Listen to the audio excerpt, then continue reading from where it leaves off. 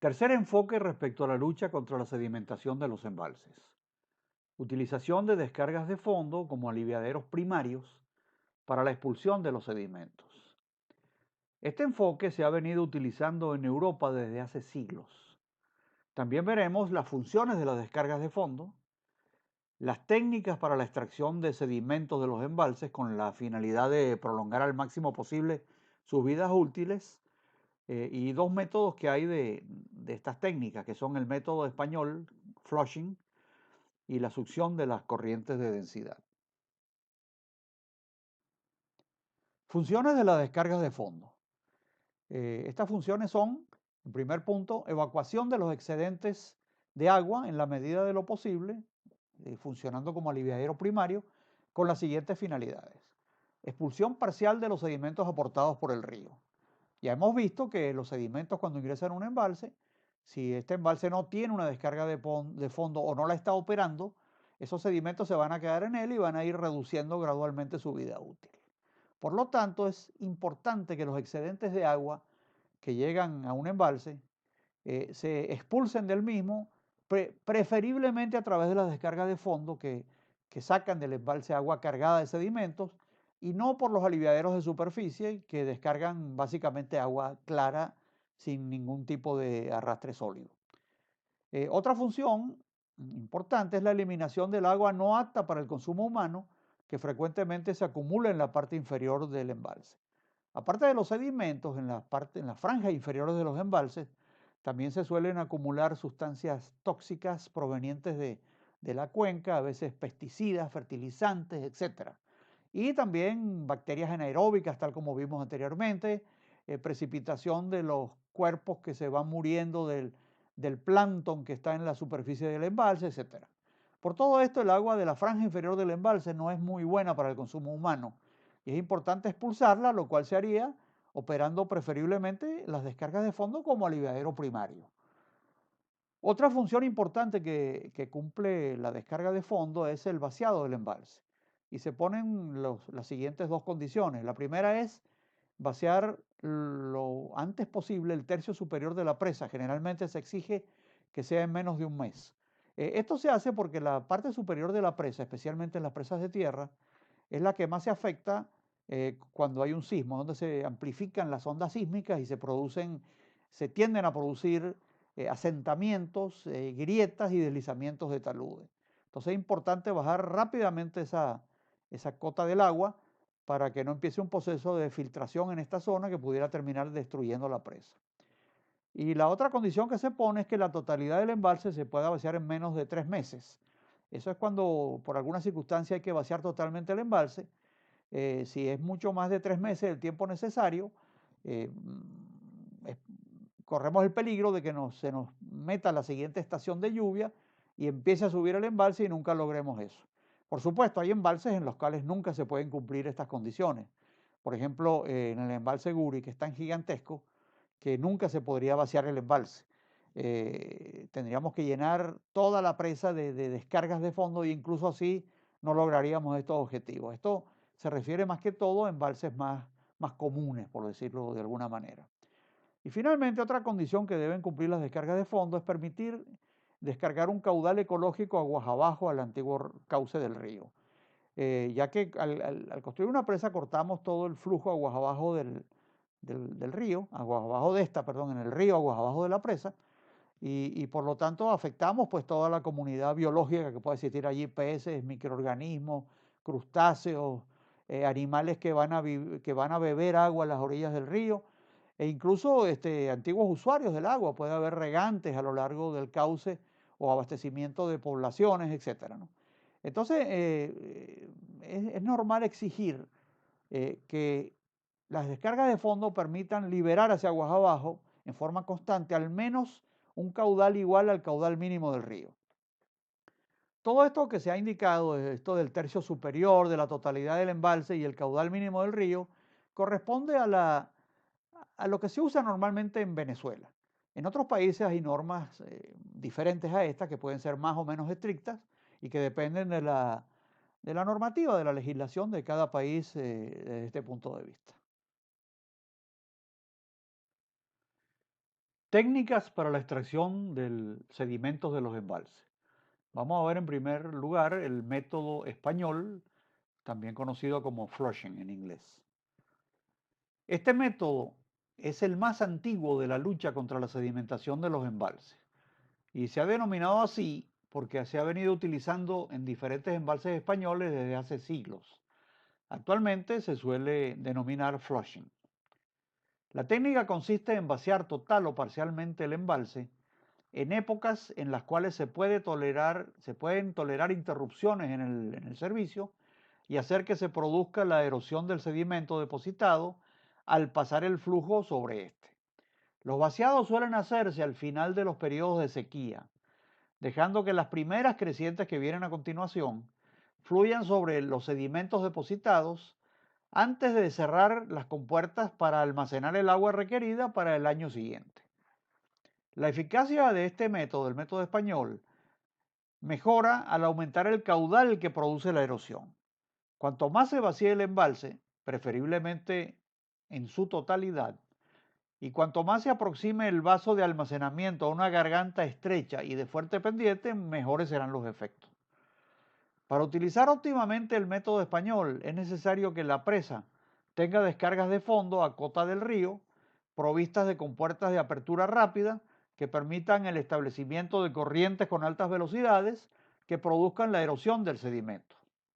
Seguidamente vamos a ver una serie de imágenes de varias presas provistas de descargas de fondo.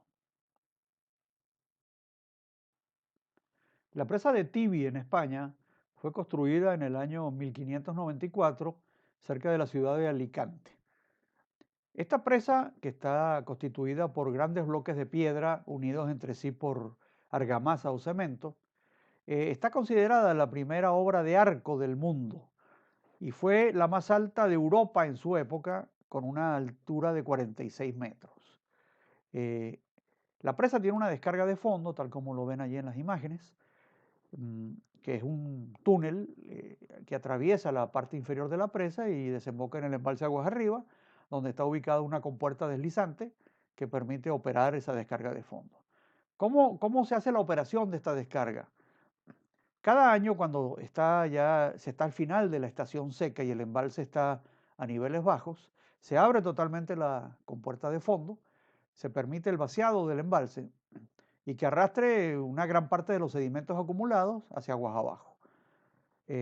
Cuando vienen las primeras crecientes de la siguiente estación de lluvias, se deja que estas primeras crecientes fluyan sobre el sedimento depositado para terminar de expulsarlo hacia el cauce aguas abajo. Seguidamente se cierra totalmente la compuerta de la entrada de la descarga de fondo y se acumula el agua para la siguiente estación de riego. Esta es la presa de Schiffnen en Suiza. Como pueden ver, el paisaje es sumamente bonito. No podría ser de otra forma en Suiza, donde yo creo que no hay nada feo. Aquí ven una presa de arco bóveda, perdón, de arco recto, esto no es arco bóveda, de no mucha altura, debe tener unos 30 metros de altura, algo así, ¿no? Esa presa tiene unas descargas de fondo ubicadas aquí, justamente debajo del aliviadero de superficie que está aquí. Aparte de eso, tiene una pequeña central hidroeléctrica inmediatamente al pie de presa y dos torres tomas que abastecen esa central hidroeléctrica. El flujo turbinado sale por este canal hacia el río y las descargas de fondo lo mismo, van por este gran canalón de concreto hasta confluir en el mismo canal de salida de la central hidroeléctrica. En estas tres fotos vemos algunos detalles interesantes de esta presa de Schiffnen en Suiza. En esta imagen vemos que los tres aliviaderos de superficie están colocados directamente sobre las cuatro descargas de fondo, siendo estos sus orificios de salida, sus orificios rectangulares de salida. Sobre cada orificio de esos hay una sala de válvulas, que es de donde se manejan las compuertas de esas descargas de fondo. Aquí se ve un mejor detalle, estas son las salas que permiten el manejo de las compuertas de estos orificios de la descarga de fondo. Y aquí se ven unos semiconos de concreto ubicados inmediatamente aguas abajo de las salidas de esas descargas de fondo. Ellos tienen por objeto dispersar el chorro que sale de esas descargas de fondo contra el aire, disgregando el agua, transformándolo en una especie de spray o de rocío que tiene poco poder erosivo aguas abajo. Observen que no es casualidad que los aliviaderos de superficie estén ubicados directamente sobre las descargas de fondo. Eso se debe a que periódicamente, cuando se operen las descargas de fondo, se va a acumular mucho material en estas zonas, mucho material sólido, es decir, sedimentos, etcétera, expulsados del embalse. Entonces, la idea de que los aliviaderos estén directamente encima es que cuando los aliviaderos descargan agua limpia de la superficie del embalse, esta lave o barra esos sedimentos hacia el cauce aguas abajo. Vamos a ver un ejemplo que es la presa de Santo Domingo, construida en Venezuela en el año 1973, que tiene un sistema de descarga de fondo como eso que estamos viendo, similar al de la presa Schiffnen en Suiza. En la imagen de la izquierda ven la presa durante su etapa de construcción en el año 73. La presa está justamente en la confluencia de los ríos Santo Domingo y Aracay. El Aracay, por cierto, es el que introduce en el embalse la mayor cantidad de sedimentos, además muy gruesos, peñones, cantos rodados, etc. La presa es una presa de arco recto, de unos 70-75 metros de altura, y tiene dos aliviaderos de superficie a cada lado, de este lado y de este lado. Y debajo, coincidiendo con esos aliviaderos, como en el caso de Schiffnen, tienen, en este caso en el lado Santo Domingo, tienen dos descargas de fondo y en el caso de Aracay una descarga de fondo. Es interesante observar que hay un cerrito rocoso intermedio que, que hace que la presa se divida prácticamente en dos partes, lo cual facilitó mucho su construcción por el tema de desviar el río primero por un lado y después por el otro, ¿no? En esta imagen, en este esquema o plano de la derecha, se observa que la descarga de fondo son unos conductos rectangulares. Este es uno de cualquiera de esos tres que tenemos instalados allí, que no se ven en la foto. Esta es la presa, se está cortada por aquí, ¿no? La presa sigue hacia arriba, ¿no? Y hay una cámara interna de la presa donde está ubicada una compuerta de emergencia que se maneja con este pistón hidráulico o servomecanismo. Y a esa caverna interna o galería interna de la presa o cámara se accede mediante unas galerías dentro de la presa. Ese es el órgano de emergencia, eso lo vamos a ver en detalle más adelante cuando veamos el tema de compuertas y válvulas. Y el mecanismo de regulación o el órgano de regulación es una compuerta radial, como esta que ven aquí, que gira en torno a este eje y se puede subir y bajar. Y es accionada también mediante un gato hidráulico o servomecanismo, tal como está aquí. O sea, periódicamente se abre, esta compuerta siempre debe estar abierta, tal como veremos más adelante, porque es de emergencia. Y esta es la que se opera regularmente. Periódicamente se hacen fugas, expulsiones a gran velocidad y gran presión de los sedimentos que se han ido acumulando en el embalse a través de esas descargas de fondo. Vamos a ver ahora una operación de flushing en el embalse de Santo Domingo, que se realizó hace algunos años. Aquí se observa una vista de la entrada de los ríos Santo Domingo y Aracay hacia la presa. El río Aracay es el que más aporta sedimentos al embalse. Son sedimentos, como se dijo antes, gruesos, peñones, cantos rodados, gravas gruesas y arena también, que llega en grandes cantidades hasta el embalse. Observen este delta de sedimentos que ha ido avanzando hacia el interior del embalse y que está ya relativamente cerca de la presa, ¿no? Bueno, aquí se comenzó a hacer una operación de flushing y vamos a ver a continuación cómo funcionó aquello, ¿no? Hacia la cola del embalse se había instalado una tolva de almacenamiento de cemento, que es eso que ven en las imágenes allí, durante la construcción de la presa. Esa tolva de almacenamiento de cemento no se eliminó, sino que la compañía constructora prefirió abandonarla y dejarla allí en sitio. Eh, Antes del flushing que se realizó en la oportunidad que estamos viendo, ese era el estado en que se encontraba la tolva, con los sedimentos ya invadiendo su parte inferior. Este es los sedimentos que vimos en las imágenes anteriores, que ya estaban cerca relativamente de alcanzar la presa, ¿no? O sea, esto sería el delta, el talud de sedimentos que avanzaba hacia la presa, y esto es prácticamente en la cola del embalse. Después que se hizo toda la operación de flushing, que se vació el embalse, se dejó el río correr, el caudal del río correr por las descargas de fondo, vamos a ver los resultados que se produjeron, y están sintetizados en esta imagen de la derecha. Aquí se ve la misma tolva después de la operación de flushing, y obsérvense cómo ahora el sedimento está muy por debajo de donde estaba aquí, que eso correspondería más o menos a algo por aquí, ¿ve? O sea que el flushing produjo unos efectos muy importantes en la expulsión de sedimento grueso, que por cierto es el más difícil de expulsar de los embalses, en una sola operación de este tipo que duró varias semanas. O sea que es eficaz y ayuda notablemente a la prolongación de la vida útil de los embalses. Esta foto fue tomada desde la cresta de la presa Santo Domingo hacia aguas arriba, es decir, hacia el río Aracay, después del flushing. Esta línea de trazos amarillos que se ve aquí era donde estaba el sedimento antes del flushing. Y esto que ven aquí es cómo se limpió prácticamente todo el sedimento. Este es el área que se despejó de sedimentos como resultado del flushing.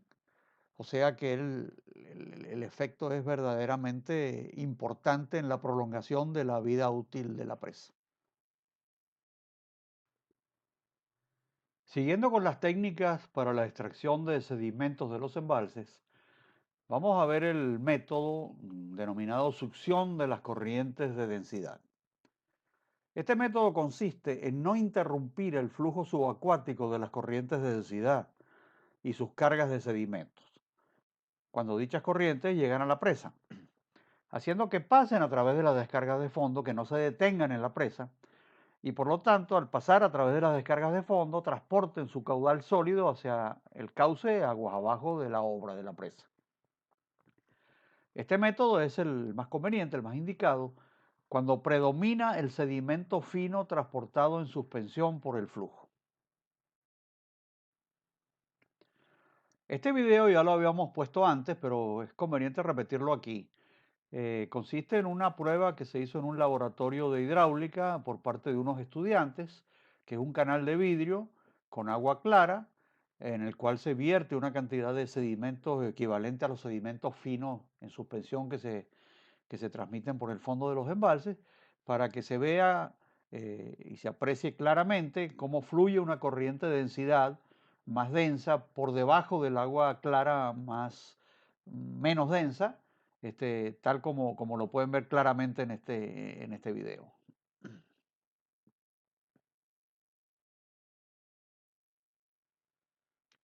Este es el caso de la presa de Guaribe en Venezuela, en el oriente de Venezuela.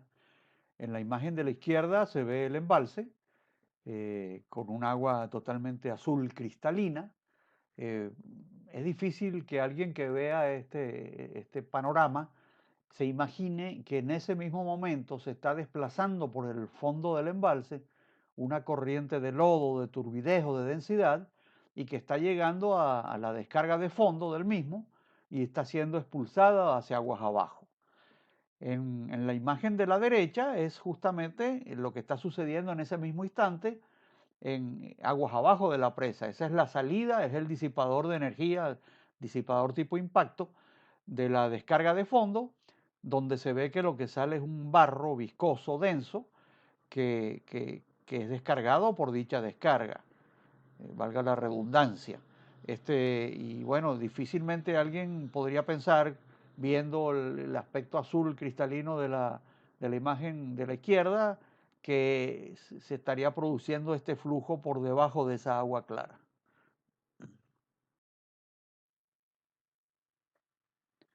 Para terminar con esta lección, vamos a ver el caso de la presa de Pedregal en Venezuela, situada sobre el río del mismo nombre, el río Pedregal, en el estado Falcón. En la imagen de la izquierda, en la imagen superior izquierda, se ve cómo estaba ese embalse y esa presa eh, justamente en la época de su inauguración. Es una presa de tierra de unos 50 metros de altura, que tiene un aliviadero en su margen derecha, aquí estaba en operación, y tiene una descarga de fondo que está sumergida a la entrada en el embalse y que sale con un conducto enterrado bajo la presa en este sitio.